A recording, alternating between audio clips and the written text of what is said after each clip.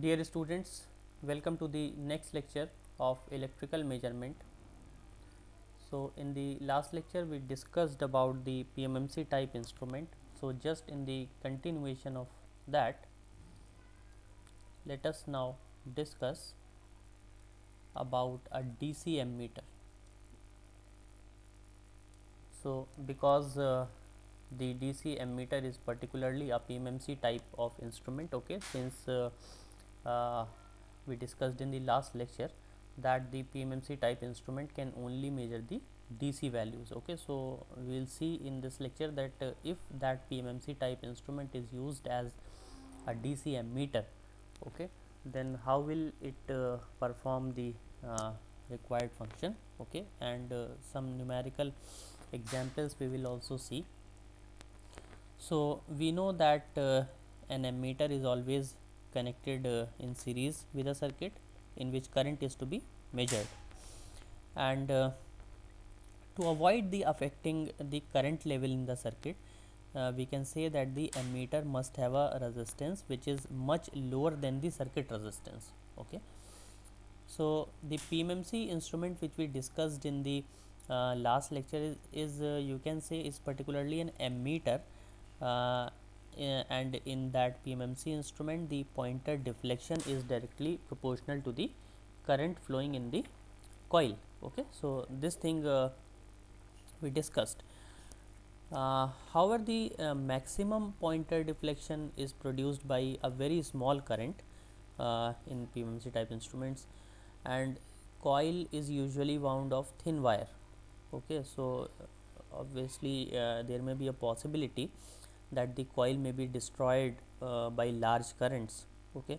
So, for measuring the large currents, we have to make some modifications in the instrument, okay, so that most of the current may be bypassed or shunted around the coil of the meter, okay. So, if I draw the basic ammeter circuit, let me just draw it.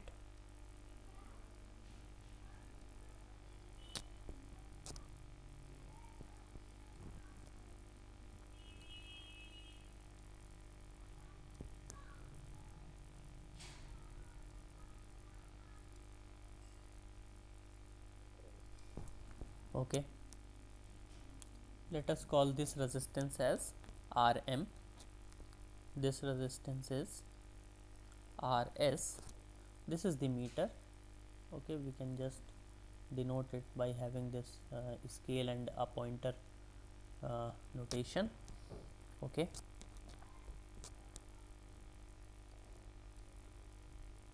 This is the current to be measured, which is denoted by this I.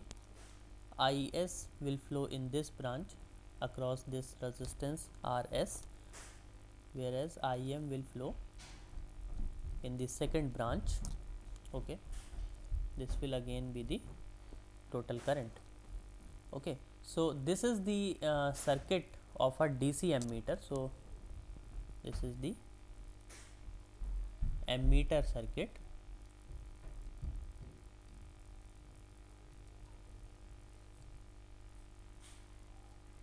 okay.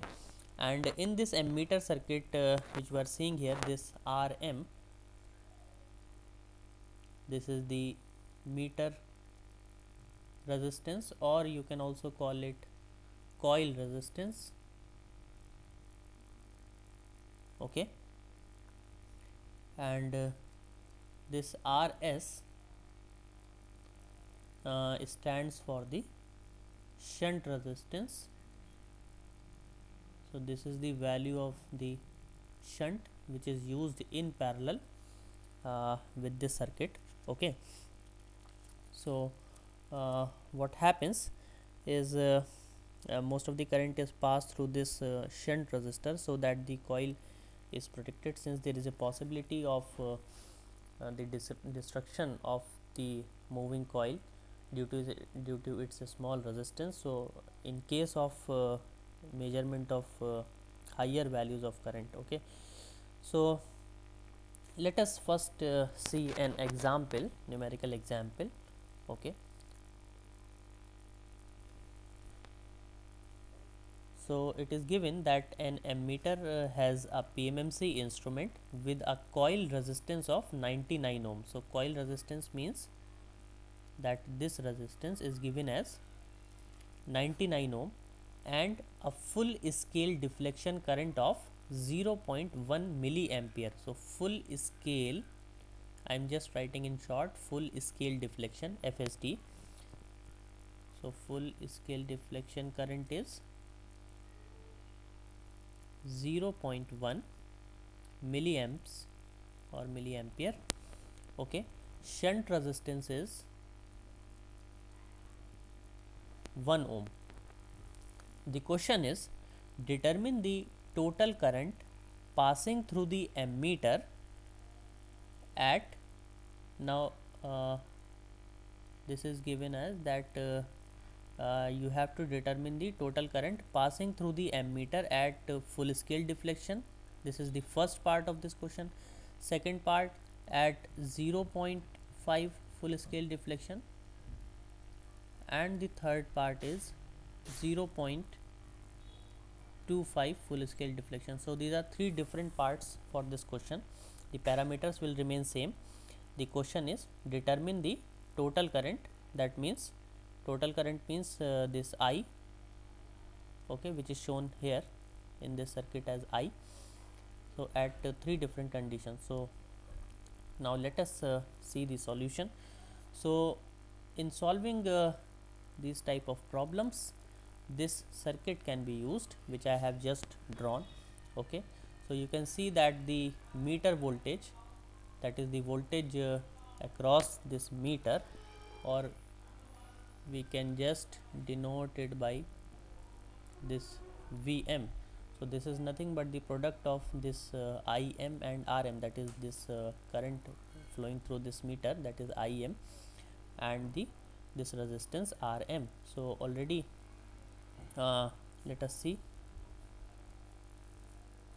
it is given. So meter voltage or Vm will be equal to the product of Im and Rm. Now since Im is already given to you that it is 0.1 milliampere, so 0.1 milliampere,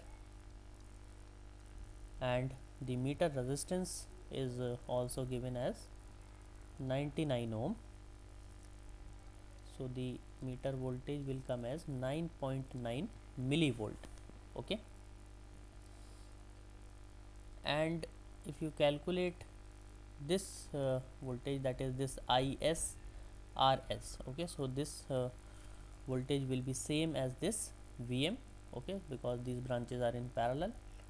So ISRS will also be equal to Vm. So Is will be equal to Vm by Rs. So that means 9.9 millivolt over 1 ohm, that is 9.9 milliampere. Okay, so now since you have to calculate the total current, so total current, again if you go back to this circuit, total current is the summation of this Im and Is, that is this current flowing through the shunt resistance and the current which is flowing through the meter. So this meter current was already given in the problem, that it is 0.1 milliampere. The only thing which you have to calculate in this problem was this Is. So now you have calculated this value, that is the current flowing through this shunt branch. So total current will be equal to the summation of this meter current and the current through the shunt. So that will be equal to 0.1 plus 9.9 milliampere. Okay, so it will be 10 milliampere. So this was the first case, that is in this problem we were asked to calculate the total current at three different possibilities, that is at full scale deflection. So that we have determined uh, that at full scale deflection the current will be 10 milliampere. Similarly, if you have to calculate the total current at 0.5 full scale deflection, okay, so what the only change will be that this current which is given here as 0.1 milliampere, this is the current at full scale deflection. So if you have to calculate the current at 0.5 or half the full scale deflection, you just have to make the, or you just divide it by 2, okay, and make this quantity as half and just proceed with the same steps. So whatever I have done here, so obviously this Im will change here, okay. So as soon as this Im will change, obviously this voltage will change, and similarly the other parameters will also change. So I left this uh, as an exercise for you.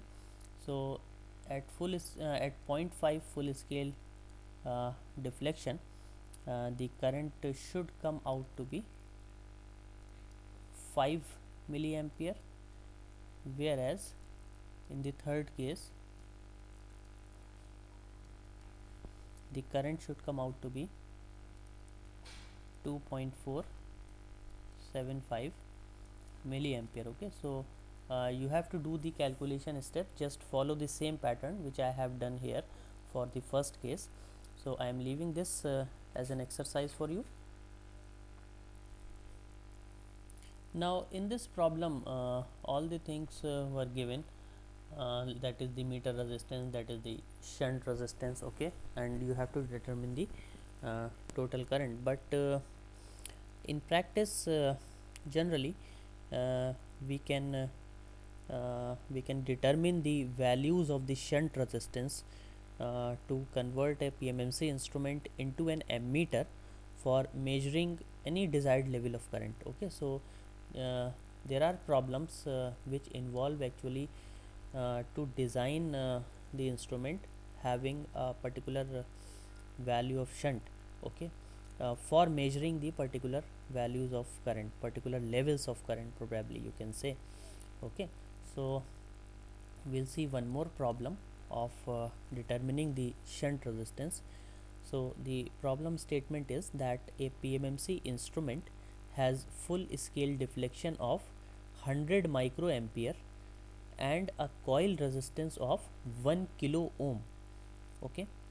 So let me just write down first of all the information. So the PMMC instrument has full scale deflection current of 100 microampere and a coil resistance, that means this Rm is equal to 1 kilo ohm, okay. Now next, the calculate the required shunt resistance. So you have to calculate the shunt resistance, calculate the required shunt resistance value to convert the instrument into an ammeter with full scale deflection current of 100 milliampere. So full scale deflection current of 100 milliampere, and the second case can be the full scale deflection current of 1 ampere, okay. So it is given in the problem that an instrument is already available, a PMMC instrument is already available which is having the full scale deflection of 100 microampere, okay, and the meter resistance or coil resistance is given as 1 kilo ohm. Now we want to convert the same instrument to measure the full scale deflection current of 100 milliampere, that is we want to increase its range, okay. And the second case is the instrument with the full scale deflection of 1 milliampere. So okay, so accordingly for these values, that is first for this 100 milliampere and then for this 1 ampere, we have to determine the value of this shunt resistance which is required in order to make this instrument read this required value, okay. So let us see the solution. So again the same circuit can be used.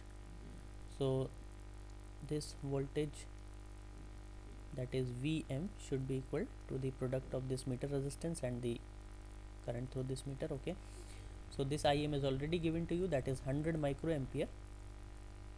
So 100 microampere and multiplied by the meter resistance, that is 1 kilo ohm. It is also given in the problem. So this is 100 millivolt.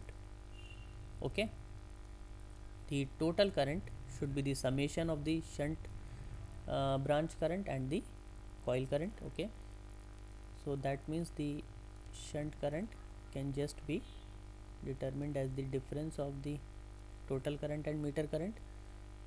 So now if this total current, suppose if we are doing part A here. Okay, so if this total current is to be 100 milliampere. Okay, so 100 milliampere minus this current is 100 microampere, so that will come as 99.9 milliampere. So the value of shunt resistance should be equal to simply the ratio of this Vm or Is. So it will be this 100 millivolt, it will be 100 millivolt over 99.9 milliampere. So it will be 1.001 ohm. So this is the value of shunt resistance which is required for measuring this value of current. Similarly, for second case you can also do.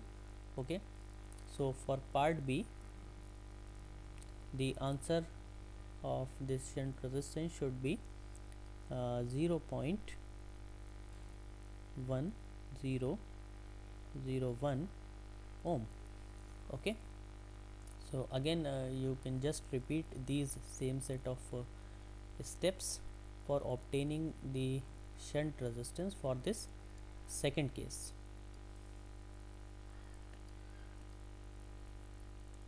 Now come to the next point. Now we will discuss swamping resistance. Okay, so in the last lecture, if you recall, that in the end of that lecture we discussed certain types of errors which are there in a PMMC type instrument. Okay, and one error was the change of the resistance due to the change in temperature of the coil. Okay, so since the moving coil in a PMMC instrument is wound with a thin copper wire, you can say, and its resistance can change significantly when the temperature changes. Okay, and we all know that current produces the heating effect. So due to this heating effect, the coil current sometime may be enough to produce a resistance change. Okay, so any such type of change in the coil resistance will introduce the error in the ammeter current measurement. Okay, so because we know that if the resistance will change of the coil, obviously the current which we have to measure, it will change. So that will be a source of error in the measurement. So what we have to do, we have to minimize the effect of this change of resistance in the coil. Okay, so to minimize that effect of change of resistance, this swamping resistance is used. Now what is this swamping resistance? This resistance is actually connected in series, resistance connected in series with the moving coil, or with the coil simply you can say.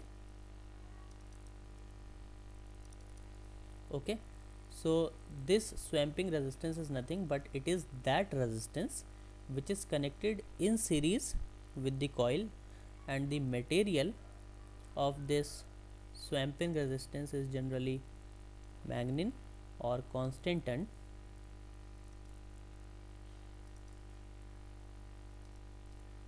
Okay, since these materials, they have very low temperature resistance coefficient. Okay, so we can say that very nearly close to zero. So the variation of temperature, it have very negligible change uh, in the change of resistance.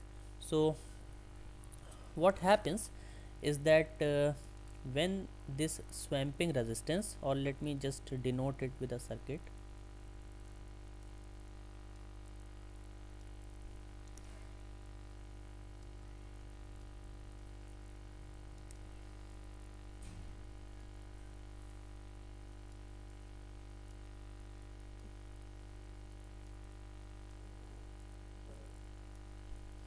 So this is that same circuit which I had just drawn in the previous slide. This is that coil resistance which was denoted as Rm. This is the shunt resistance Rs. This is the meter. So this additional resistance which is connected in this circuit, this is the swamping resistance. Okay, so this swamping resistance is connected in series with this Rm, so that now the total resistance will become this Rm. So uh, instead of this single resistance, the overall resistance uh, will now be said as the coil resistance or meter resistance. So what is the effect of adding this swamping resistance in series with this coil resistance? As I told you that since these materials, that is manganese or constantan, uh, uh, these materials, they have the resistance temperature coefficients very low or very close to zero. So if the swamping resistance is having high value as compared to this resistance, that is the coil resistance, so we can say that the uh, overall change in the total resistance would be very less as compared to the change in the coil resistance. Let's suppose, for example, if I say that this swamping resistance, let for the moment I just describe this swamping resistance by RSW, and this is Rm.